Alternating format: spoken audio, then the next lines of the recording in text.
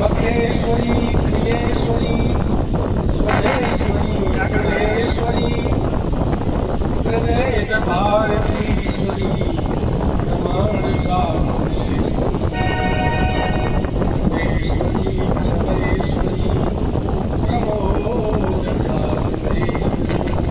प्रमोदेश्वरी प्रजादिव्ये श्रीराधिके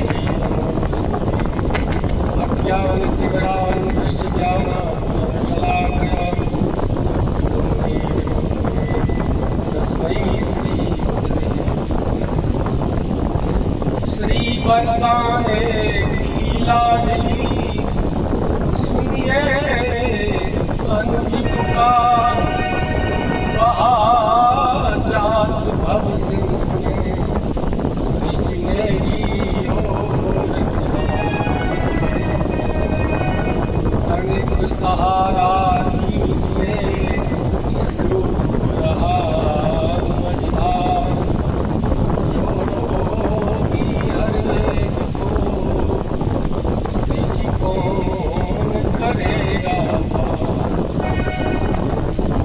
मैंने अपने आप की श्री जी दे दी तुमको तो आगे मर्जी आपकी ले जाओ जिसको भक्त भक्त भगवन चतुर्नाम बबुए इनके पदवंदन किए नाश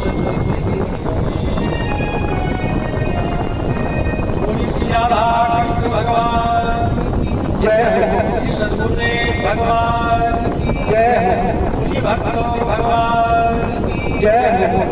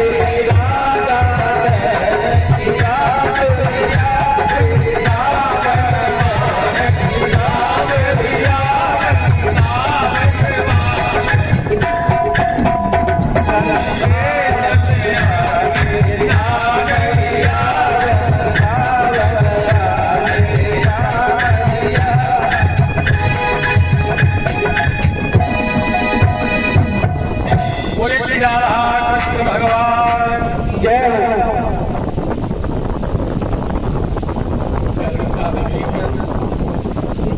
सामान्य सी भाषा में गीताकार भगवान कहते हैं कर्मणो कहना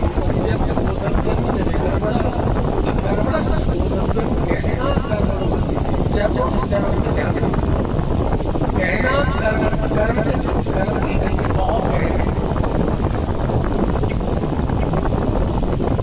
एक सैनिक पाकिस्तान के बॉर्डर पर सैकड़ों विरोधी सैनिकों को मारता है तो अर्जुन परमवीर आदि पुरस्कारों से विभूषित होता है। वही व्यक्ति उसी राजन से गांव में आकर के मोर को मारते आखिरी पक्षी है जेल मिलाई करते नहीं। वही व्यक्ति वही राजवत वही राजवत, लेकिन जब पाकिस्तान के बॉर्डर पर मामला पुरस्कार उसी से यहाँ ही पक्ष को मार देता है। भगवान कहते कर्म की बहुत है, सत्य बोलना धर्म है कि नहीं, सांस बराबर कभी लेकिन ये आप इधर से गली में गाय आ रही है, पीछे एक बंगाल पीछे एक बजट गाय बचाने के लिए गली में घुसी वहाँ व्यक्ति को बैठा हुआ है, नितांत झूठ बोलता है। एक व्यक्ति बैठा है जो नितांत सत्य बोलता है। सबसे पहला सत्य वाला व्यक्ति बैठा, उसने पूछा भैया इधर गाय आइए थे, बोलेगा अब उसके सत्य बोलने से तो अब क्या होगा, तो तब हो जाएगा क्या सांस बराबर तब नहीं, उसके सत्य बोलने से बहुत क्या होती है। उसने कह दिया भैया इस गली में नहीं, ये क्या आगे और व्यक्ति बैठा हुआ झूठ बोलता है। उसने पूछा भैया इधर गाय आई, उसने कह दिया गई है इधर को, बता दिया इधर को गई। आपसे पूछो उसका बोलना करोड़ों शब्द बोलने से ज्यादा लाभदायक है। देश काल परिस्थिति बदलने पर श्रीमद् भागवत के 6वें स्कंध में 18 में एक विवरण श्लोक आता है। उसमें कहा है पूरे ब्रह्मांड आप 8वीं मंजिल में बैठे, इसके नीचे 7 मंजिल है, 6 मंजिल नीचे से ये भूलोक में आप बैठे, नीचे से 7 खंडों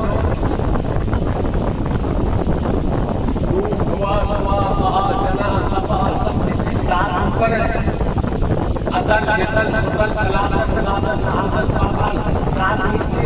ये 14 भवन की बिल्डिंग में केवल 12 लोग ही संपूर्ण सब धर्म को जानते हैं। उनमें 20 में दाना नहीं। धर्मराज कहते हैं अपने सेवकों से एक में सरकार की कहला रहे 12 लोग ही केवल 60% धर्म को जानते हैं। बाकी सब परसेंटेज में कोई 90, कोई 70, कोई 50, कोई 25, 100% में केवल 12 लोग हैं जो संपूर्ण धर्म को जानते हैं। क्या करना, देश काल परिस्थिति के बदलने पर धर्म अधर्म हो सकता है, देश काल परिस्थिति के बदलने पर अधर्म धर्म हो सकता है। ये आपको निर्णय करना, इसलिए हमारे धर्मशास्त्रों में कहा देखिए जहाँ प्रीति करना एक श्लोक आता है स्मृति गौ निदान ध्यान रखो गौ निदान ग्रहणेश काशी गंगा दयाल कल्पवास यज्ञायुतम देव सुवर्ण दानम। लेकिन गोविंद का नाम न करा। कोई व्यक्ति करोड़ों गायों का दान कर एक सुनना देगा गौगोट दान करोड़ों गायों का दान करके हमारे पास तो करोड़ों राजा ग्रहण करते थे किस जमाने में करो, अब तो इतनी गाय नहीं है। लेकिन स्मृति का कहते हैं करोड़ों गायों का कोई दान कर लीजिए गौगोट दान, और किसी व्यक्ति ने काशी का सेवन कर लिया, ग्रहणेश काशी, काशी में निवास कर लिया, ये दूसरी विशेषता। तीसरी, दानम ग्रहणेश काशी और गंगा प्रयाग युक्त कल्पवास। गंगा तो सब जगह है, लेकिन प्रयाग में गंगा का सेवन माघ के महीने में, उसको कल्पवास बोलते हैं। गंगा प्रयाग कल्पवास, गंगा का सेवन प्रयाग में रह करके माघ के महीने में 1 महीने कर लिया। तीसरी विशेषता। चौथी, यज्ञायुगम, कोई जीवन में 100 सत्यनारायण की कथा नहीं कर पाता है, और ऋषि कहते हैं कि 10,000 यज्ञ कर ली उसने, यज्ञायुग 10,000 यज्ञ कर ली। चौथी विशेषता। और पांचवी, मेरु सुवर्ण दान, मेरु पर्वत के समान सोने का दान कर लिया। इतनी सब विशेषताएं एक ही व्यक्ति में हो, लेकिन चौथे चरण में ऋषि कहते हैं गोविंद नामना नगरा तुल्य हो, एक गोविंद के नाम के बराबर ये सब मिलकर के भी नहीं बराबरी कर सकते। बहुत कठिन है। कर्म की गति को निर्णय करना केवल धर्मराज के वश में है। मोटी भाषा में आप कोई भी निर्णय इधर को भी बन सकता है। कोई कहते हैं, कबीर ने दोहा लिखा संतों की गुरुओं की महिमा, तीर्थ का फल एक है। किसी ने तीर्थों का सेवन कर लिया। एक बात मुझे याद आ रही है, हमारे संत महात्मा के पास कोई व्यक्ति आया, जीवन में 30 मरण कर चुका, आया बदली जीवन की दिशा। और संत से कहा, बोले मुझे दीक्षा दे दीजिए। उन्होंने क्या करते वो 30 मरण करके आता हूँ, नहीं मानोगे तुम्हारा तैयार। संत ने कहा, बोले ठीक है भैया। उन्होंने एक सूखा लठ दे दिया, बोले ये ले जाओ और तीर्थों की यात्रा करते आओ। जिस तीर्थ में इसमें सूखे लठ में से अंकुर निकला है, पत्तियां निकला है, तो तुम बात बन जाओगे दीक्षा में। ठीक है, मोटा मोटी बुद्धि का तमाम भाव के तीर्थों को घुमा, लेकिन सूखे लठ में से नहीं पत्तियां निकलेंगी, अंकुर निकलेगा। बेर तीर्थ वो कर ले, फिर देखेंगे तो नहीं रहा है। अब एक जंगल में होकर गुजर रहा था, बोले इसमें तो निकला नहीं, और बुद्धि का अब जंगल में होकर निकल रहा लड़का को लेकर के, वहाँ एक बच्ची उसका भाई लेकर के ससुराल से अपने गाँव में लेके आ रहा, तो कहने से आती थी, बदमाश को रोक लिया, ले गए पीछे के दोनों कहने पानी से। अब वो वहाँ से रास्ते से गुजर रहा था, उसने देखा कुछ हल्ला बोला होता है, गले पर रखा ही था, गया क्या बदमाशी हो रही है, प्राण बचाना चाहता तो निकल रहे तुम शेर मत। लड़की से बोले कहने बात तो पैसा आदमी, उसने लड़का उठाया और सबको पिटाई करना शुरू किया। पूरे दिन पर लड़की है और 2-4 सही, उसने लठ लगाए सब में और भगा दिया। बिटिया को कहा, बोल बेटा चिंता मत कर, मैं तेरे साथ सब कौन से गाँव जाना है। वो उसको क्लियर पहुँचाया, जाकर के छोड़ आया, दूसरी के पास आया, तब तक हमको निकल आया।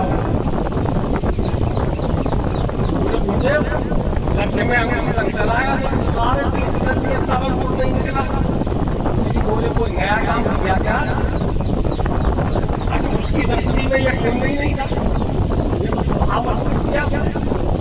उसने कहा कि बिटिया की लाश को बचाएंगे, सबसे बड़ा। अब आप कहेंगे तीर्थ का फल एक है, संत मिले फल 4, हर अर्थ का मोक्ष। संतों के पास तीर्थ का फल एक है, संत मिले फल 4, सदगुरु मिले अनंत फल। कहे कबीर विचार, ये तीनों एक जगह में, या संत भी हो, सदगुरु भी हो और तीर्थ भी हो, ये तीनों एक जगह हो।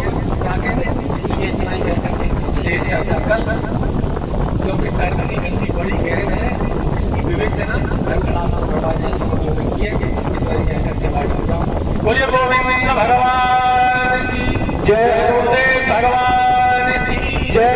बोलिए भक्तों